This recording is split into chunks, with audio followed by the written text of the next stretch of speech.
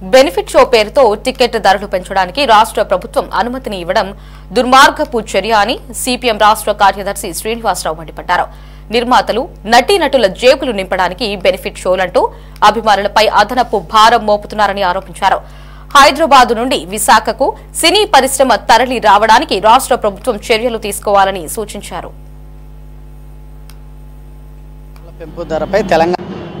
Cinema ticket ధరల పెంపు ధరపై తెలంగాణ రాష్ట్రాన్ని ఆంధ్ర రాష్ట్రం కూడా అవలంబించాలని రానున్న రోజుల్లో విడుదలయ్యే డాకు మహారాజ్ మరియు గేమ్ చేంజర్ సినిమాలకు కూడా టికెట్ ధరలు పెంచకూడదని చెప్పి ఖండిస్తున్నారు సిపిఎం రాష్ట్ర కార్యదర్శి శ్రీనివాసరావు గారు.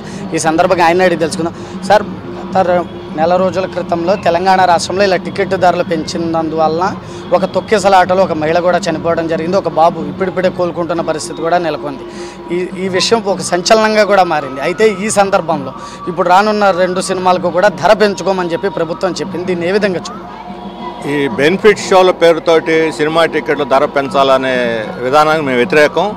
మా అభిప్రాయాన్ని బహిరంగంగా కూడా ప్రకటించాం. బెనిఫిట్ షో అంటే సినిమా వేసి దాని ద్వారా వచ్చే ఆదాయాన్ని ప్రజల యొక్క సమాజం యొక్క మంచి చెడులకి ఏదైనా వరద సహాయం అనో లేకపోతే కరువు సహాయం అనో లేకపోతే ఎవరైనా జబ్బులు చిన్నపిల్లలకి ఇటువంటి సహాయం కోసం ఆ డబ్బులు వెచ్చిస్తే అది బెనిఫిట్ షో. బెనిఫిట్ అనే దాంట్లో బెనిఫిట్ ఉంది, సామాజిక ప్రయోజనం ఉంది. ఈ బెనిఫిట్ షోల పేరుతోటి నిర్మాతల యొక్క లేదా సినీ హీరోల యొక్క అత్యధిక లాభాలను ఇంకా పెంచుకోవడానికి వేల కోట్ల రూపాయల సినిమాలు చూసి దానికి అనుగుణంగా టికెట్ల ధర పెంచాలి అని అంటే వాళ్ళని పెట్టుబడి పెట్టమన్నది ఎవరు? సినిమా టికెట్లు పెంచాల్సిన అవసరం ఏంటి? సినిమా టికెట్లు వినోదం అందరికీ అందుబాటులో ఉండాలి, యూనిఫామ్గా ఉండాలి. అర్ధరాత్రి షోలు, ఎర్లీ మార్నింగ్ షోలు ఈ రకంగా చేసిన వందల పోటీలు పెట్టి ఇప్పుడు అభిమానులకి సినిమా హీరోలంటే అభిమానం ఉంటుంది, సినీ హీరోలకి అభిమానులన్నా అంతే అభిమానం ఉండాలి. అభిమానుల మీద నిజంగా సినీ హీరోలకు అభిమానం ఉంటే ఈ బెనిఫిట్ షోలను ఉచితంగా వేయాలి వాళ్ళకి, లేదా కన్సెషన్ రేటుకి వేయాలి. దాని బదులుగా రేట్లు పెంచి అంటే ఎక్స్ప్లాయిట్ చేయటం కదా, అభిమానాన్ని ఎక్స్ప్లాయిట్ చేయటం.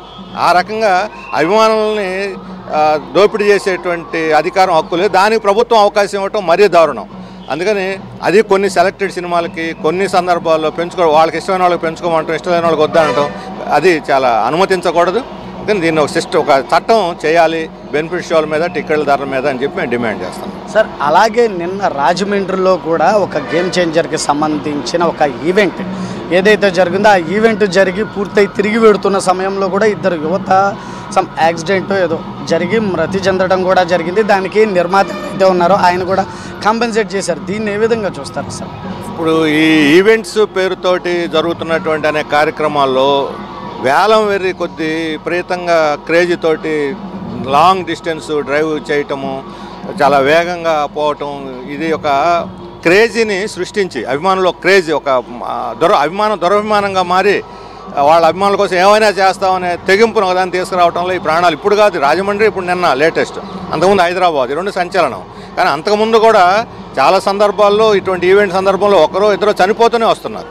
ఇట్లా అభిమానుల్ని బలి చేయటం సరైనటువంటి వాళ్ళు. కుటుంబాన్ని 5 లక్షలు ఇచ్చారు, దానివల్ల కుటుంబం ఇప్పుడు హైదరాబాద్లో వాళ్ళ కుటుంబానికి 2 కోట్లు ఇవ్వాల్సి వచ్చింది చివరికి పెద్ద వివాదం అయ్యేసరికల్లా. కానీ అయినా సరే కుటుంబాలు వాళ్ళ భవిష్యత్తున్న యూత్ వాళ్ళకి చాలా భవిష్యత్తు ఉంది.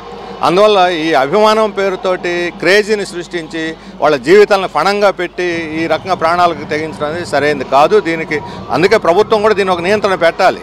ఈవెంట్స్ కావచ్చు, బెనిఫిట్ షోలు కావచ్చు, వీటన్నిటి మీద నియంత్రణ ఉండాలి. ఇప్పుడు మన రాష్ట్రంలో సినీ పరిశ్రమ పెద్దగా అభివృద్ధి కాలేదు, అంతా హైదరాబాద్ బేస్డ్గా ఉంది.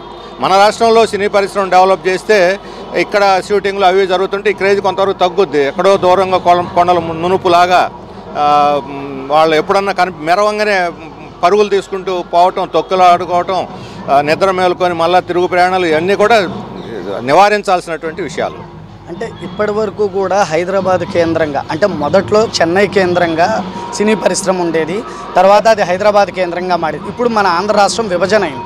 ఇప్పుడు అదే సినీ పరిశ్రమ మన ఆంధ్రాకి తరలి రావాలంటే మీరు ప్రభుత్వానికి ఏం సూచిస్తారు? మేము విశాఖపట్నం చాలా అనువైన ప్రదేశం, ఇప్పటికే చాలా ఇన్ఫ్రాస్ట్రక్చర్ ఉంది అక్కడ సినిమా షూటింగ్లకి. విశాఖపట్నం దగ్గరలో అరకు ఉన్నది, ఇటువైపు రాజమండ్రి ఉంది, కోస్తా తెలంగాణకి హైదరాబాద్కి లేనటువంటి అదనపు అవకాశం మన కోస్తా ప్రాంతం ఉన్నది. ఇప్పుడు మారేడుమిల్లు, ఇప్పుడు ఆ పుష్ప సినిమా అంతా కూడా మారేడుమిల్లులో తీసింది, గోదావరి ఒడ్డు, ఇవన్నీ కూడా మనకు చాలా వనరులు ఉన్నాయి. అందుకని సినీ పరిశ్రమను ఇక్కడ తరలించడానికి రాష్ట్ర ప్రభుత్వం ప్రత్యేకమైన చర్యలు తీసుకోవాలి. ఇది ఇప్పటిదాకా సిపిఎం రాష్ట్ర కార్యదర్శి శ్రీనివాసరావు చెప్తున్న పరిస్థితి. బెనిఫిట్ షోలకు టికెట్ ధరలు పెంచుకోవటం ప్రభుత్వం అభిమానులపై భారంగా మోపడమే అని, ఇటువంటి చర్యల వల్ల నిర్మాతలకి ఆదాయం పెరుగుతుందే తప్ప అభిమానులపై భారంగా మారుతుందని చెప్పేసి దానికి సిపిఎం పార్టీ పరంగా తాము ఖండిస్తున్నామని కూడా చెప్తున్న పరిస్థితి అయితే నెలకొంది. కెమెరామెన్ నానితోటి జర్నలిస్ట్ మహేష్, విజయవాడ. ఇవి బులెటిన్ అప్డేట్స్. మరిన్ని అప్డేట్స్ కోసం కీప్ వాచింగ్ సిటీ 24/7.